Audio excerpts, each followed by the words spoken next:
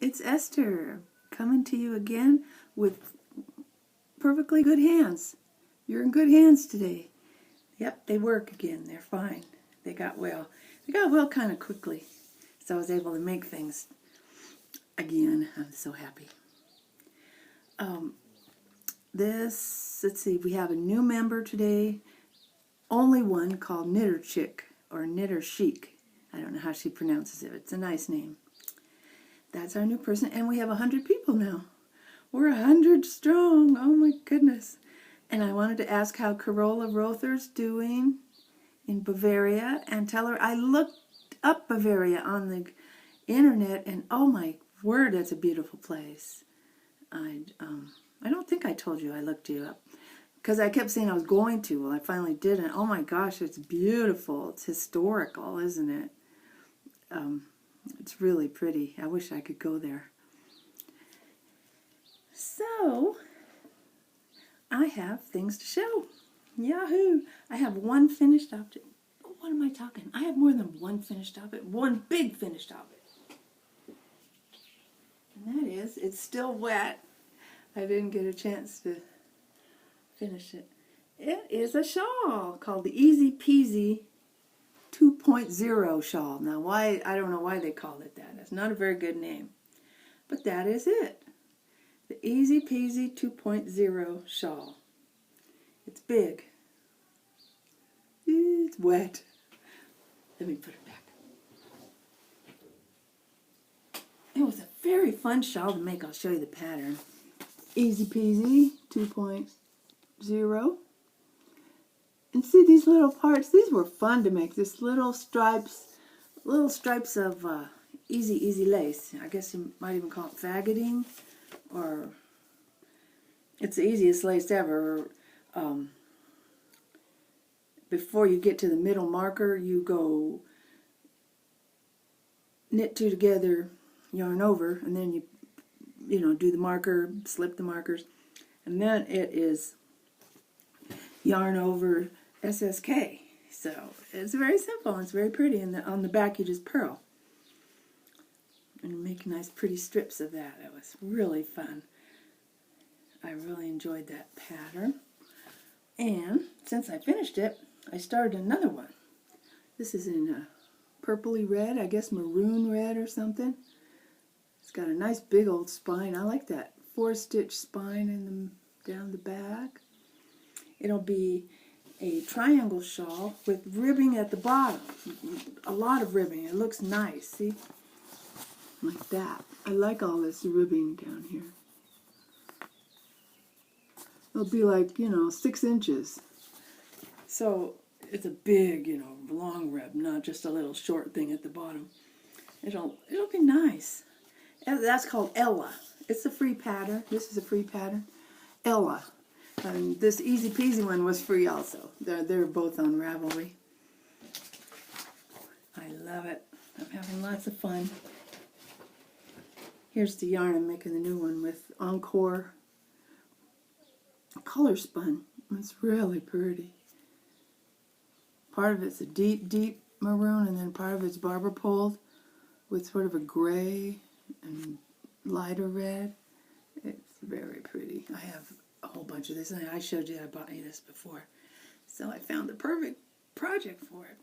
This beautiful big shawl. I like shawls. My attempt at making nothing but summer tops was kind of a fail. I forgot about gauge. I'm still working on it. I'm still working on this one, but it's kind of slow because I got into the shawls. But, I'll get done eventually. I made a bunch of these summer tops 2 years ago. I made maybe 4 of them. That's why I thought I could whip out 4 more this year, but it's not turning out that way. I like making shawls anyway, better than shirts. Well, while my hands were hurting, I did try my hand at dyeing yarn. And I used Kool-Aid. A package of lemon lime Kool-Aid in one little glass. And then in the other glass I mixed an envelope of berry blue, and I mixed that together, and I thought, I'm going to have blue and yellow yarn. No, I'm not going to have green, because I thought the colors would stay where I put them. Instead, they blew and mixed together. But what I did get out of it was a little bit of a stripe. Maybe you can't tell that, but you can tell from my mittens I made, there's a stripe in there. Now that was a happy happenstance. That was a great thing to happen. And there's a little bit of the blue right in there. Yes, I made these cute little things. Of course, they're too big. I didn't use a pattern. I just cast on 40 stitches. This is worsted weight, 40 stitches, and use size 4 needles. I have really loose tension. I have to use small needles, so I used 4. And they're still too big. 40 stitches was too big for me. But they're nice and warm. They'll be fine in the winter or the fall. While I was at it, they smell like Kool-Aid. While I was busy making mittens, I wanted to make, I started making the blueberry waffle socks. So I wanted to try that little pattern, and I did, but I ended up making mitts instead. So I call these waffle no blueberries, because as you can see, it's all waffle.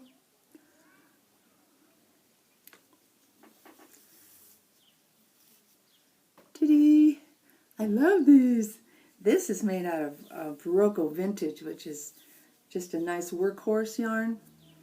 It's, I think it's 60% acrylic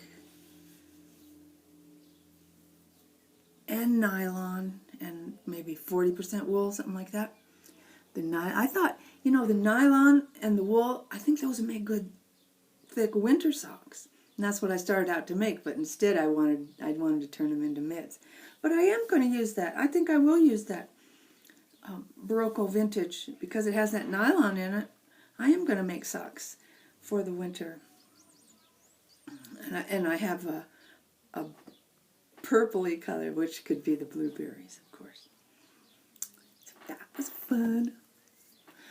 I sent away for a ball of yarn, as if I need a ball of yarn, That's only part of my stash in the other room.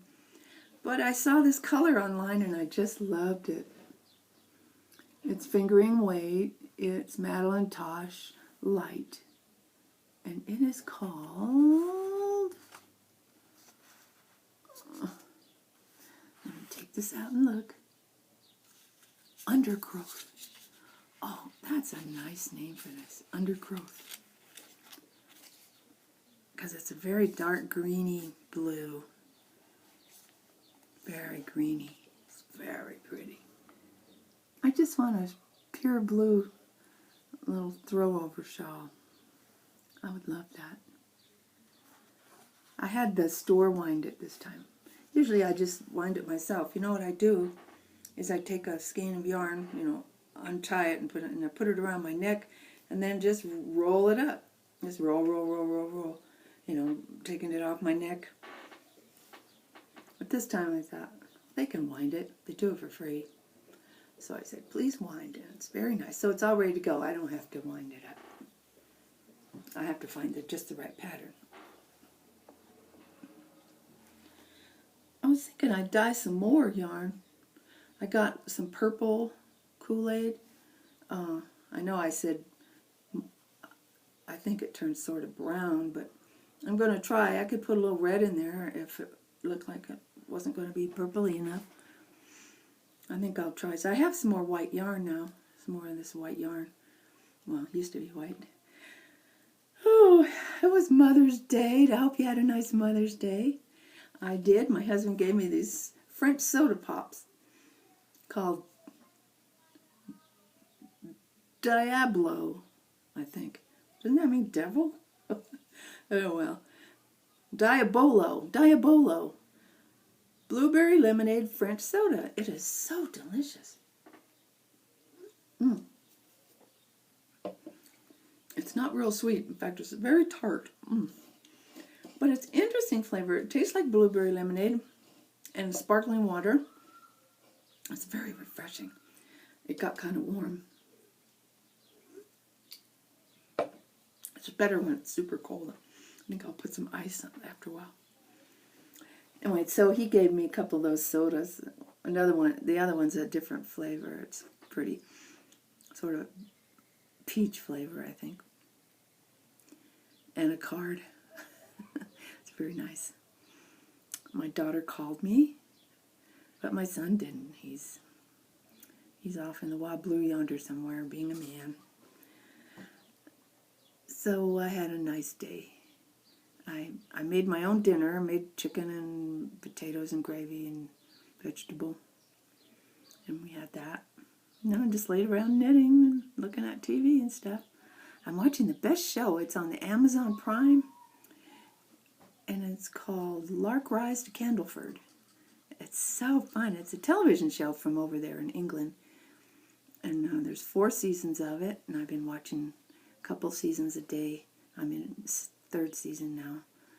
It's about the old days in London, not London, rural England, like 1800s, early 1800s. It's fun. It's very fun. If you ever saw Little House on the Prairie in America, it's like an English version of that. That's what I feel. There's no gunshots. There's no killing, raping, hurting, stealing, anything. It's all just ordinary problems from ordinary people from the olden days. And it's very fun. And they wear those old costumes. And they show lots of beautiful scenery of the English countryside, which is lovely. Just lovely. And there's even an old lady in the show who's sort of a witch. She, or, believes in the old folk tales and stuff. Oh, she's fun. She puts little charms out and dances around trees and stuff. I like her. She's an old lady who's a witch. That's my favorite character. Let me see what else I have around here. Nothing much. I'm still reading my Nordic Myths. This is a good book. Oh, what am I talking? I forgot to tell you. The results came in from this DNA test I took, where you get this, you send away for this little container thing and you spit into it, which is your DNA, and then you lock it up and put it in an envelope and mail it to the company, Ancestry.com. And after quite a few weeks, they tell you what your ancestry is. Oh my gosh, you won't believe what mine is. Well, of course you will. Where did I put that piece of paper? It is a mixture, a huge mixture. But my main nationality is Scandinavian, of course. 47% Scandinavian, and that means all the 3 Scandinavian countries. 22% Irish, and then all the rest, what's that, 69, 31% of 23 different things. It's like I'm a half mongrel. Half of like 1%, 3% of all these different things. Added up, it's just amazing to me. 5% American Indian, that I knew. My mother's got American Indian in her side. But all these countries, I'm telling you, Western Europe, Germany, France, Czechoslovakia, that's what the Western Europe stands for. American Indian, Spanish, English, Turkmenistan, Algeria, and Finland. Finland. That goes with my Scandinavian, doesn't it? Oh, I'm just so thrilled. It's just so, to me it seems unusual. Doesn't it seem like most people are 1 or 2 things, maybe 3 or 4? I'm, 8, 9, 10, 11, 12, something like that. But Turkmenistan, what the heck? Algeria, Spain, me? It's just fascinating. I knew I'd have German in there. I just knew it. I just felt it. And I knew I'd have Scandinavian, of course, Norway. So that's what I found out about myself. It was very interesting. But I've got 1% of so many things. That's just a tiny bit. 5% Spanish, 5% American Indian, 8% German, French, Czech. I guess the percentages were so small they just lumped them together into the Western Europe. It's just amazing. I don't understand. But I'm glad DNA exists. So I'm still reading my Norse myths because I am mostly Scandinavian. Which also translates to Viking. Ooh, they were mean. They were vicious. But they were interesting, weren't they? They couldn't all have been mean. The wives and kids back home must have been okay. I mean, I'd hate to be a result of a big, mean bunch of people. But the myths, they're just as fanciful and wonderful and interesting as the Greek myths. The Odin, is the main guy. He comes down and sleeps with people and makes them pregnant, and then the woman gives birth to a hero of some sort. There's a magic tree, Yggdrasil. I don't know how to pronounce it. It starts with a Y. Yggdrasil. I think it's Yggdrasil. It's a giant tree that's supposed to be in the middle of the world. It gives birth to everything. A rainbow bridge, a flaming rainbow bridge. I think that's where you go when you die, over there. It's just fascinating. And the axe is the symbol of Odin. And so I was looking on Instagram the other day. You just scroll and look at the pretty pictures. All of a sudden, there was a beautiful axe bracelet. It's woven.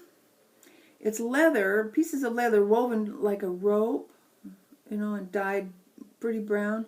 And you wrap it around your wrist, and then you fasten it with this little axe, a little silver axe, and it loops into the braids, and then it stays there. So I sent away. It's from Austria. I sent away for it. It was only like $20 or $25 or something. I'm so excited to get it. That's my heritage. I want to have Odin on my wrist. It's fun. It's so fun. Well, I'm going to say goodbye now. And before I go, I want to say I made a mistake last week. Last time I spoke to you, I said there was a podcast called The Nomad. It's The Crafty Nomad. So if you try to look for this lady, who's very fun and wonderful, she's Kim from The Crafty Nomad podcast. It's really good. And I will be back next Wednesday because I'm hale and hearty and no problems. Okay, bye.